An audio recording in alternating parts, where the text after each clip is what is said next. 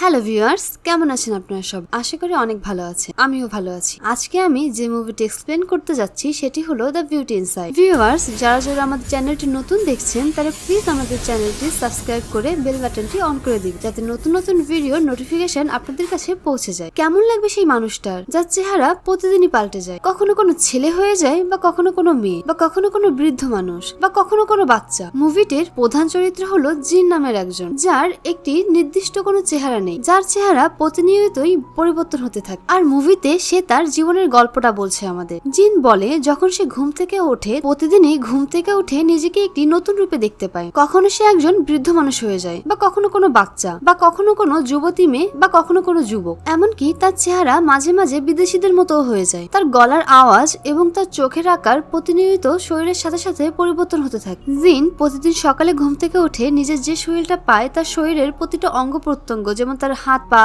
পায়ের আকার, চোখের আকার, এমনকি তার লিঙ্গ পরিবর্তন হয়ে যায়। আর এই কারণে জিন নিজের কাছে বিভিন্ন ধরনের চশমা, বিভিন্ন সাইজের জুতা এবং বিভিন্ন ধরনের জামা কাপড় রাখতো। তার কাছে সবসময় ছেলে মেয়ে উভয় ধরনের জামা কাপড় এবং জুতা থাকতো। জিন জানায় তার শখ হচ্ছে ফার্নিচার ডিজাইন করা। সে ফার্নিচারের ডিজাইন নিজের হাতে বানাতো আর এরপরে নিজেই নিজের ফার্নিচার গুলো প্রস্তুত করতো। যে পরিস্থিতির ভেতর থেকে সে যাচ্ছিল, এখন সেটা তার অভ্যাসে পরিণত হয়েছে। সে জানতো না যে সে কিভাবে নর্মাল পরিস্থিতিতে ফিরে আসে। সে তার সব কাজবাজগুলো অনলাইনেই করতো, কারণ তার ইন্টারনেটে লাইভ আসার প্রয়োজন ছিল না। তার এই সিক্রেট বিষয়টা এই পৃথিবীতে মাত্র দুইজন ব্যক্তি জানতো। এক হলো তার মা আর অন্যজন হলো তার বন্ধু স্যাং। এরপরে স্যাংকে দেখানো হয় সে জিনের সাথে ফার্নিচার তৈরির কাজ করত, ফার্নিচার ডিজাইনিং এবং সেগুলোকে তৈরি করত, এবং স্যাং কাস্টমার ডিলিং সহ অন্যান্য যে যাবতীয় কাজগুলো ছিল সেগুলো সেই পালন করত। একদিন স্যাং জিনের কাছে আসে এবং বলে যে আজকে তুমি একজন হ্যান্ডসাম ছেলে হয়ে আছো, চলো আমরা আজকে একটু বাইরের থেকে ঘুরে আসি। তারা দুজনে মিলে একটা ক্লাবে যায় এবং অনেক মজা করে। মুভির পরের সিনে জিন একটি মেয়ের সাথে ঘুমিয়েছিল, কিন্তু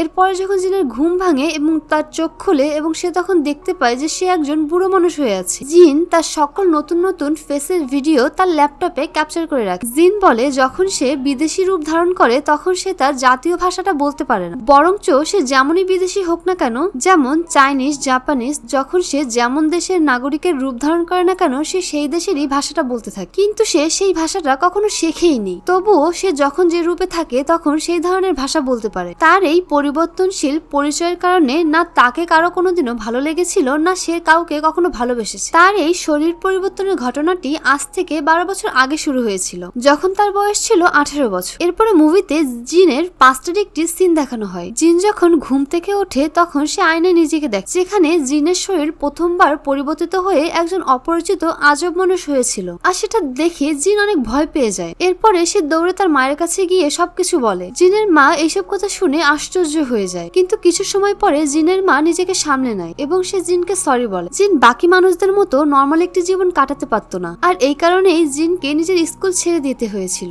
একদিকে যেখানে জিনের সমবয়সী সকল ছেলে মেয়ে স্কুলে যাচ্ছিল, অন্যদিকে জিন নিজের এই এলোমেলো জীবনটাকে ব্যালেন্স করতে ব্যস্ত ছিল। একদিন স্যাং জিনের বাড়িতে কিছু জিনিসপত্র নিয়ে যায়, তখন একজন মধ্যবয়সী মহিলা দরজা খোলে এবং সে স্যাংকে ঘরে বসিয়ে খাবারের জন্য অফার করে। তখন স্যাং মনে করে হয়তোবা এ জিনের মা। এর কিছুক্ষণ পর সেখানে জিনের আসল মা চলে আসে। তখন স্যাং জানতে পারে যে ওই মধ্যবয়সী মহিলাটি আসলে জিন। আর স্যাং এটা জানতে পারে আশ্চর্য হয়ে যায় এবং হতবাক হয়ে যায়। সে বিশ্বাস করতে পারছিল না যে তার চোখের সামনে এগুলো কি হচ্ছে। এরপরে স্যাং এই ঘটনার সত্যতা জানার জন্য ওই মধ্যবয়সী মহিলার কাছে জিনের ব্যাপারে কিছু প্রশ্ন করে। সে ওই মহিলার কাছে এমন এমন প্রশ্ন করে যা শুধুমাত্র জিনই জানতে পারে। তখন ওই মহিলাটি তার সকল প্রশ্নের উত্তর সঠিকভাবে দিচ্ছিল, আর ওই মহিলার মুখে তার করা সকল প্রশ্নের সঠিক উত্তর জানতে পেরে স্যাং একদমই শকড হয়ে যায়। এরপরে স্যাং হাসতে শুরু করে দেয়। এই ঘটনার পরের থেকে স্যাং প্রতিদিনই জিনের বাড়িতে আসতো এবং প্রতিদিনই সে এসে জিনকে একটি নতুন রূপে দেখতে পেত। তারা দুজনে মিলে কথা বলতো এবং সবসময় হাসতেই থাকতো।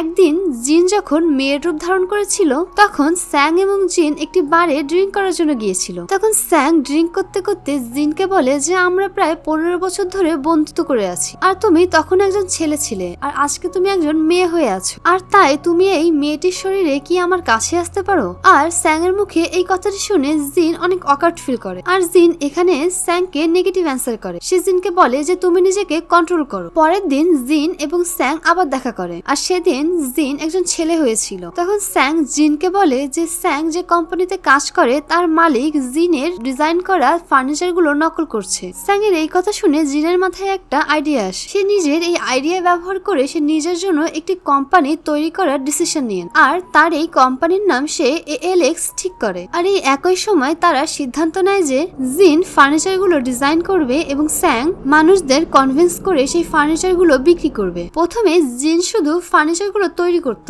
কিন্তু এখন জিন ফার্নিচার তৈরি এবং সাপ্লাই দুইটাই করত। এরপরে একদিন জিন একটি ফার্নিচারের দোকানে যায় এবং সেখানে গিয়ে সে কিছু ফার্নিচার দেখতে থাকে। এই সময় সু নামের একটি মেয়ে তাকে দেখতে থাকে। সু সেই ফার্নিচারের দোকানের একজন কর্মচারী। সে জিনের কাছে এসে বলে যে আপনি কি চান। তখন জিন তাকে বলে যে আমার এমন একটা চেয়ার প্রয়োজন যার উপর বসে আমার মনে হবে যে আমি ঘোড়া পিঠের উপরে বসে আছি। সু এই কথা শুনে তাকে এএলএক্স নামের একটি কোম্পানির ওয়েবসাইট দেখায় আর তাকে বলে যে এই কোম্পানিতে আপনি আপনার বেস্ট অপশনটি খুঁজে পাবেন। এর মানে হলো সু জিনকে তারই তৈরিকৃত এএলএক্স কোম্পানির ওয়েবসাইটটি দেখায় এবং তাকে তারই তৈরিকৃত ওয়েবসাইট থেকে চেয়ার কেনার জন্য সাজেস্ট করে। জিন তখন সুকে বলে যে এক দোকানের কর্মচারী হয়ে কি অন্য কোম্পানির প্রশংসা করা ঠিক কাজ? আপনি তো ওই কোম্পানির ফ্রিতেই অ্যাডভার্টাইজমেন্ট করে দিচ্ছে। এই কথা শুনে সু তখন হাসতে শুরু করে দেয়। এরপরের থেকে জিন প্রতিদিনই সুকে দেখার জন্য ওই ফার্নিচারের দোকানে যায়, কিন্তু প্রতিদিনই নতুন নতুন চেহারা থাকার কারণে সু কখনো জানতেই পারেনি এগুলো আসলে জিন।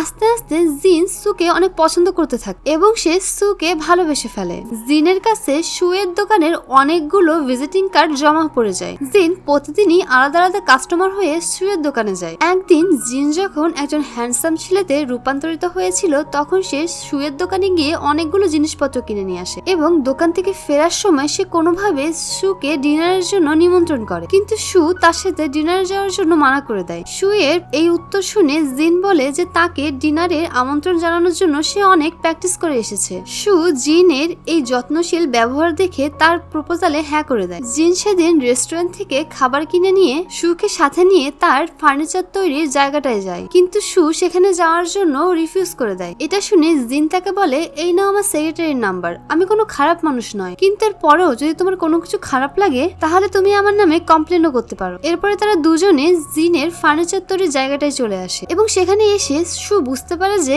এটি হলো এএলএক্স ফার্নিচারের ফ্যাক্টরি, কারণ মানুষজন এএলএক্স ফার্নিচারের তৈরিকৃত আসবাবপত্র খুব পছন্দ করত। এরপরে তারা দুজন একসাথে ডিনার করে এবং জিন সুকে তার বাসায় পৌঁছে দিয়ে আসে। এরপরে তারা আবারও একদিন দেখা করার প্ল্যান করে, কিন্তু এখানে প্রবলেম এটা ছিল যে যদি জিন ঘুমিয়ে পড়ে তাহলে তার শরীর পরিবর্তন হয়ে যাবে এবং তার শরীর পরিবর্তন হয়ে গেলে সু তাকে আর চিনতে পারবে না। এই কথা চিন্তা করে জিন তার ঘড়িতে প্রতি ঘন্টায় ঘন্টায় অ্যালার্ম দিয়ে রাখে যাতে সে কখনোই না ঘুমিয়ে পড়ে এবং এর সাথে সাথে সে নিজেকে অন্য কাজে ব্যস্ত রাখার চেষ্টা করতে থাকে। এর পরের দিন তারা আবারও দেখা করে এবং দুজন দুজনের সাথে অনেক মজা করে। তারা দুজন দুজনের সঙ্গ অনেক পছন্দ করছিল। সু তাকে জিজ্ঞাসা করে যে তুমি এএলএক্স ফার্নিচারে কি কাজ করো? তখন জিন বলে আমি সেখানে ফার্নিচার ডিজাইনিং এর কাজ করি। এই সময় স্যাংও সেখানে চলে আসে। তারা দুইজন স্যাংকে দেখে লুকিয়ে পড়ে। এরপরে সু এবং স্যাং নিজেদের বাড়িতে চলে যায় এবং জিন ওইখানেই বসেই কাজ করতে থাকে। জিন নিজেকে জাগিয়ে রাখার চেষ্টা করতে থাকে। এর পরের দিন জিন এবং সু আবারও দেখা করে। আমরা দেখতে পাই যে জিন অনেকদিন ধরে ঘুম পড়ে। এর পরের দিন রাতে জিন যখন সুকে বাসে ছাড়ার জন্য যাচ্ছিল তখন জিন অনেকদিন ঘুম না পড়ার কারণে বাসের মধ্যেই ঘুমিয়ে পড়ে। বাসটি যখন তার স্টেশনে চলে আসে তখন তার চোখ খুলে। তার ঘুম ভাঙলে সে দেখতে পায় সে এখন একজন মধ্যবয়সী মানুষে পরিণত হয়েছে। স্টেশনে পৌঁছে সে দেখতে পায় যে সু তার জন্য অপেক্ষা করছে, আর জিন সেখানে উপস্থিত থাকার পরেও তার কাঁদতে পারছিল, কারণ এখন সে একজন মধ্যবয়সী মানুষে পরিণত হয়ে গেছে। আর সু যাকে চিনত সে ছিল একজন সুদর্শন যুবক, আর সু এখন তাকে এই অবস্থায় দেখে ঘাবড়ে যেতে পারে। এমন সময় সু এর কাছে তার বসের একটি কল আসে এবং সে সেখান থেকে চলে যায়। সু এরপরে জিনকে অনেকবার ফোন করে, কিন্তু জিন সেটা রিসিভ করেন। জিন সুকে একটি সরি বলে মেসেজ করে দেয়। এইখানে জিন বুঝতে পারে যে তার জীবনের সুন্দর মুহূর্তগুলো এইখানে শেষ হয়ে গিয়েছে। তখন জিনের কাছে সু এর একটি মেসেজ আসে। সু মেসেজে জিনকে বলে যে তুমি এখন কোথায় আছো? আমি বাস স্ট্যান্ডে তোমার জন্য অনেকক্ষণ অপেক্ষা করেছি। এই সময় জিন ডিসাইড করে যে সে সুকে তার ব্যাপারে সবকিছু জানিয়ে দেবে। তার জীবনের সমস্ত সত্যিটা সে সুকে জানিয়ে দিতে চায়। এর পরের দিন জিন একটি সুন্দর মেয়ে রূপে ছিল। সে সুকে এসে বলে সে যেন তার সাথে চলে আসে। সে সুকে বলে যে সে জিনের ব্যাপারে সবকিছু জানে। সে সুকে নিয়ে তার ফার্নিচার বানানোর জায়গায় চলে আসে। জিন তাকে তার ক্যাপচার করা সেই সকল ভিডিও দেখায় যেখানে সে তার সকল ফেস গুলো ক্যাপচার করে রেখেছিল। তার আলাদা আলাদা সকল চেহারা সুয়ের সামনে রিভিল হয়ে যায়। সে সুকে এটাও বলে যে সে আসলে একজন ছেলে। সে আজকে যখন ঘুম থেকে ওঠে তখন তার জেন্ডারটা চেঞ্জ হয়ে যায়। আর সু এতদিন ধরে যার সাথে ঘোরাফেরা করছিল সে আর কেউ নয়, সে হচ্ছে হচ্ছে জিন। জিন শুকে বলে যে তার চেহারা প্রতিনিয়তই পরিবর্তন হতে থাকে, কিন্তু শু তার কথা বিশ্বাস করে না এবং সেখান থেকে চলে যায়। কিন্তু অনেকদিন কেটে যাওয়ার পরেও শু জিনকে ভুলতে পারছিল না। সে সবসময় জিনের ব্যাপারে ভাবতে থাকে। আর একদিন সে জিনের ফ্যাক্টরিতে তার সাথে দেখা করার জন্য যায়। আর সেদিন জিন একটি জাপানিজ লেডিতে পরিণত হয়েছে। আর সে শুকে দেখে ভেতরে আসতে বলে। শু জিনকে জিজ্ঞাসা করে যে তুমি কি আসলেই আমাকে পছন্দ করো, আর যদি হ্যাঁ হয় তাহলে তোমাকে আমার একটা কথা শুনতে হবে। আর সেটা হলো এই যে আমি তোমার সাথে ঘুমাতে চাই আর তোমাকে আমার নিজের চোখের সামনে পরিবর্তিত হতে দেখতে চাই। সেদিন রাতে তারা পাশাপাশি শোয়া অবস্থায় শু জিনকে জিজ্ঞাসা করে যে তোমার সাথে এইসব কবে থেকে হচ্ছে। জিন তখন শুকে তার জীবনের গল্পটা বলতে থাকে। আর এই সময় শু জানতে পারে যে জিনের আসল বয়স হলো 29 আর শুয়েরও বয়সই একই, তারা দুজনেই ছিল সমবয়সী। তখন শু তাকে জিজ্ঞাসা করে যে তুমি আমাকেই কেন পছন্দ করলে। তখন জিন তাকে বলে যে আমি আমার নিজের এই পরিস্থিতিটা মেনে নিয়েছিলাম আর আমার এইসব অবস্থা আমার অভ্যাস হয়ে গিয়েছিল, কিন্তু তোমার সাথে দেখা হওয়ার পরে আমি নিজের উপরে কন্ট্রোল করতে পারছিলাম না। আর এইসব কথা বলতে বলতে তারা দুজনে ঘুমিয়ে পড়ে। পরের দিন সকালে যখন তাদের ঘুম ভাঙে তখন জিন সেখানে চলে আসে। আর এই সময় জিন একজন সুদর্শন ছেলে হয়েছিল, তার মানে সেদিনও ঘুম থেকে উঠে সে পরিবর্তিত হয়ে গিয়েছে। জিন তখন এটা ভেবে অনেক খুশি হয়ে যায় যে শু সবকিছু জেনেও তার সাথেই আছে। এর পরের থেকে তারা দুজন একে অপরের সাথে সময় কাটাতে থাকে। এর পরের থেকে তারা দুজন দুজনের সাথে একটি খুশি জীবন যাপন করছিল। এর পরের দিন শু জিনের কাঁধে একটি ট্যাটু বানায় যাতে সে তাকে সবসময় চিনতে পারে। একদিন রাতে জিনের শুয়ের সাথে একটি পার্টিতে যাওয়ার ছিল, কিন্তু সেদিন জিন একটি বৃদ্ধ মহিলায় রূপান্তরিত হয়েছিল। সে ঘুমানোর অনেক চেষ্টা করছিল, কিন্তু তার মোটেও তখন ঘুম আসছিল না। পার্টিতে সেদিন সবাই নিজের পার্টনারের সাথে এসেছিল, কিন্তু সেখানে শু একদম একা ছিল। ওখানে সবাই শুয়ের পার্টনারকে দেখতে যাচ্ছিল এবং তারা শুয়ের কাছে জিজ্ঞাসা করে যে সে কোথায় আছে, কারণ এরা সবাই শুকে আলাদা আলাদা মানুষের সাথে দেখে ফেলেছিল। এই সময় পার্টির মধ্যে একটা ছেলে এসে শুয়ের হাত সেভাবেই ধরে ফেলেছিল যেভাবে জিন তাকে ধরার কথা বলেছিল। তখন শু বুঝতে পারে যে এটা আসলে জিন। তখন পার্টিতে সবাই তাকে দেখে আশ্চর্য হয়ে যায়, বিশেষ করে শুয়ের বস। এর পরের দিন সে একটি মেয়েতে রূপান্তরিত হয়েছিল। সে শুকে নিজের মায়ের সাথে দেখা করার জন্য নিয়ে আসে। জিনের মা শুকে ধন্যবাদ জানায়, কারণ শু তার ছেলের সব সত্যটা জেনেও তার সাথে ছিল। পরের দিন সকালে জিন নিজেকেই জিজ্ঞাসা করে শু কি আসলে আমাকে বিয়ে করার জন্য আদেও রাজি হবে, আমার কি তাকে বিয়ে করার জন্য প্রপোজ করাটা ঠিক হবে। সেই দিনটা সে তার ওয়েডিং রিং বানানোর জন্য ব্যস্ত থাকে। এর পরের দিন শু একজন ডক্টরের সাথে কথা বলছিল। সে ডাক্তারকে নিজের মানসিক অবস্থার কথা বলছিল এবং জিনের পরিবর্তন হওয়ার ব্যাপারটাও তাকে জানিয়েছিল। ডক্টর তখন শুকে তার টেনশন এবং ডিপ্রেশন কাটানোর জন্য ঔষধ দেয়। এরপরে জিন একজন হ্যান্ডসাম ছেলে হয়েছে। তখন শু তাকে বলে যে আমার তোমার সাথে কাটানো প্রতিটা মুহূর্ত খুব ভালো লাগে আর আমার মন এটা বলে যে এই সময়টা যেন কখনোই কেটে না যায়। আমি চাই যে তুমি আমার মধ্যে একজন সাধারণ মানুষে পরিণত হয়ে যাও। তখন জিন তাকে জিজ্ঞাসা করে তুমি কি আমাকে বিয়ে করবে। জিনের এই কথা শুনে শু কোনো কথা বলে না, সে তার কথার কোনোই উত্তর দেয়। এরপরে জিন শুকে তার বাড়িতে ছেড়ে আসতে যায়। জিন শুকে বাড়িতে ছাড়ার পথেও তাকে একবার জিজ্ঞাসা করে তুমি কি আমাকে বিয়ে করবে। তখন শু জিনকে গাড়ি থামাতে বলে। শু তখন জিনকে বলে যে বিয়েটা কোনো সাধারণ বিষয় না, আমি আমার পরিবারের লোক কি বলবো যে আমি এমন একজনকে বিয়ে করব যে প্রতিনিয়তই পরিবর্তন হতে থাকে। তার এই কথা শুনে জিন তাকে বলে যে আমি যখন তোমার থেকে দূরে থাকি তখন আমি আর থাকতে পারি না। তখন শু তাকে বলে যে তুমি আসলে আমার ব্যাপারটা বুঝতেই পারছো না, তুমি শুধুমাত্র নিজের ব্যাপারে চিন্তা করছো। তুমি কি জানো যে তুমি কে, তোমার পরিচয় কি। আয়নার সামনে আজকে তোমার চেহারা একরকম, কালকে আরেক রকম। তুমি নিজেই তো নিজেকে চেনো না। এমনকি তোমার তো এইটাই ডিসাইড করতে সময় লেগে যায় যে তুমি আজকে কি পরবে, কোন সাইজের জুতা পরবে, কি জামা পরবে, কি সাইজের চশমা পরবে। আমি আসলে অনেক মুশকিলে জানতে পারি যে এই ব্যক্তি আসলে জিন। তো আমি পৃথিবীর বাকি মানুষদের কিভাবে বোঝাবো যে এটাই আসলে জিন। জিন তখন শুয়ের দুশ্চিন্তার বিষয়টা বুঝতে পারে। সো গাড়িতে এসে বসে এবং নিজের টেনশন রিলিফ করার ওষুধটা খেয়ে নেয়। এরপরে শু হসপিটালে অ্যাডমিট হয় এবং শুকে দেখতে সেখানে জিনও চলে আসে। সেখানে এসে জিন জানতে পারে যে শু ডিপ্রেশন রিলিফ করার পিল খাচ্ছিল আর অনেক বেশি পিল খাওয়ার কারণে সে অসুস্থ হয়ে পড়েছে। জিন শুয়ের ফোনে তার এবং ডক্টরের কনভারসেশনটা শুনে ফেলে। তখন জিন এটা রিয়েলাইজ করে যে শুয়ের এই অবস্থা তার জন্যই হয়েছে। পরের দিন জিন একটি মেয়েতে রূপান্তরিত হয়েছিল এবং সে তার মায়ের সাথে ছিল। জিনের মা তখন জিনকে সত্যিটা বলে যে তার বাবাও আসলে তার মতোই ছিল। জিনের বাবারও ঠিক এই অসুখটাই ছিল, সেও প্রতিনিয়ত এভাবে পরিবর্তিত হতে থাকতো। আর জিনের মাও জিনের বাবার এমন অসুখের কারণে মানসিক রোগে ভুগছিল। আর নিজের স্ত্রীর এমন অবস্থা দেখে জিনের বাবা সেখান থেকে চলে যায়। জিনের বাবা চায়নি যে তার স্ত্রীর তার জন্য এরকম মানসিক সমস্যা হয়, তাই সে নিজেকে তার থেকে দূরে নিয়ে চলে গিয়েছিল। তার মায়ের মুখে এই কথা শুনে জিন ডিসাইড করে যে তারও এমনটাই করা উচিত। সেদিন সন্ধ্যায় তারা দুজন আবার দেখা করে এবং কিছু দূর হাঁটার পরে জিন তাকে বলে যে আমাদের এখন ব্রেকআপ করে নেওয়া উচিত। আর এটা বলে জিন তখন সেখান থেকে চলে যায়। ব্রেকআপ হওয়ার আগে জিন সুকে একটা চেয়ার বানিয়ে দিয়েছিল জিনকে মনে করে, এবং সেই চেয়ারটা দেখে সু সবসময় কাঁদতে থাকতো। এভাবেই 10 মাস কেটে যায় এবং সু একেবারে নর্মাল হয়ে যায়। একদিন সু এর বস তাকে একটি ফেমাস ডিজাইনারের কিছু ফার্নিচারের ওয়েবসাইট দেখ, এবং সেই ওয়েবসাইটের ডিজাইনগুলো দেখে সু বুঝতে পারে যে এগুলো আসলে জিনেরই ডিজাইন। সু এর বস সুকে বলে যে ডিজাইনগুলো আসলে অনেক সুন্দর, আর তোমার এগুলোকে আমাদের জন্য বানাতে হবে। এতদিন শুধু সু এটাই চিন্তা করছিল যে লোকজন জিনের ব্যাপারে জানলে সেটা কি বলবে, কিন্তু সত্যটা আসলে এইটা যে সে আসলে নিজেও জিনকে ছাড়া থাকতে পারছিল না। আর তখনই সে জিনকে খুঁজে বের করার ডিসিশন নিয়ে ফেলে।